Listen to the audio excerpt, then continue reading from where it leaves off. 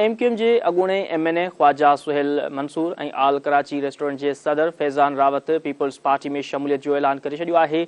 मुत्तहिदा जे अॻूणे MNA ख्वाजा सुहेल मंसूर चयो आहे त MQM 40 सालनि में कराची खे कुझु बि नाहे ॾिनो। पीपल्स पार्टी क़यादत जूं कुर्बानियूं ॾेई मुल्क जी बहितरी ऐं ख़ुशहाली लाइ सोचियो आहे। सूबाई वज़ीर सईद गनी जो चवणु हो त अॻे पोइ कराची जो मेयर पीपल्स पार्टी जो जियालो ई थींदो। जमायत इस्लामी जे ॿीहर ॻणप लाइ ॾिनल दरख़्वास्तुनि ते एतिराज़ नाहे, पर असांजी दरख़्वास्तुनि ते ॿीहर ॻणप कई वञी। वधीक तफ़सील शबीर लाशारी जी हिन रिपोर्ट में।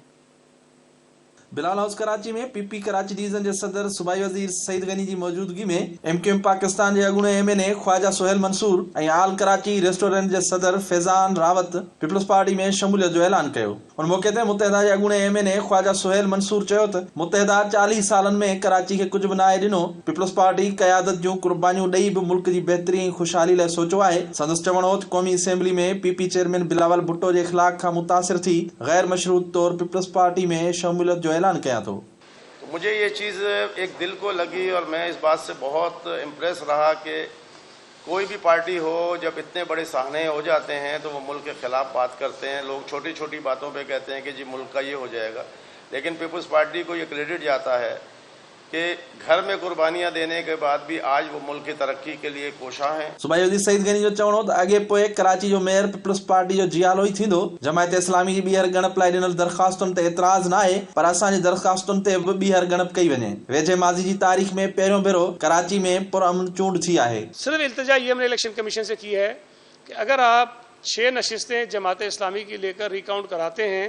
तो उसी तरह पीपल्स पार्टी के उम्मीदवारों की दरखास्तें आपके पास मौजूद है रिकाउंटिंग की, बराए मेहरबानी उनकी भी करा दीजिए, अपने ही किसी शख्स की निगरानी में करा दीजिए। सूबाई वज़ीर सईद गनी जो चवणो त बाक़ी रहियल 11 यूनियन कमेटियुनि ते चूंड कराइण खां अॻु में मेयर जी चूंड न कराइण वारी इलेक्शन कमीशन जी मंतक ग़लति आहे। उन सां शायदि मेयर जी चूंड मुश्किल थी सघे, छाकाणि त रहियल यूनियन ते चूंड थियण बावजूद इन विच में वरी को उम्मीदवार फौत थी वियो त छा वरी भी चूंड रोकणी पवंदी। इन सां ग़लति रिवायत पइजी वेंदी। आप जब 11 सीटों का नोटिफिकेशन शेड्यूल जारी करेंगे तो खुदा जाने अल्लाह रहम करे ना हो कि उसमें से कोई खुदा न खास्ता 2-4 लोग बेचारे गुजर गए तो फिर आप कहेंगे कि 2-3 रह गए, हमने ये पूरे कराने हैं।